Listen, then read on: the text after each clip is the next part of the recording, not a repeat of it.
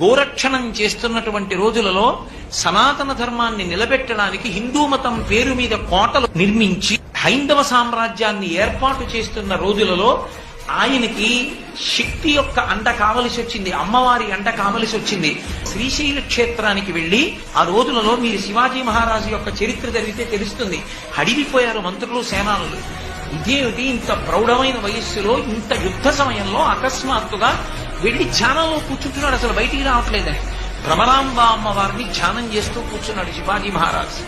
కూర్చుంటే భ్రమరాంబ అమ్మవారు ప్రత్యక్షమై నీకు నేను ఒక ఖడ్గాన్ని బహూకరిస్తున్నాను, ఇది నువ్వు పట్టుకున్నంత కాలం ఇక నీకు యుద్ధంలో ఎదురులేదు, ఈ ఖడ్గం పట్టుకుని హైందవ సామ్రాజ్యాన్ని స్థాపించమంది.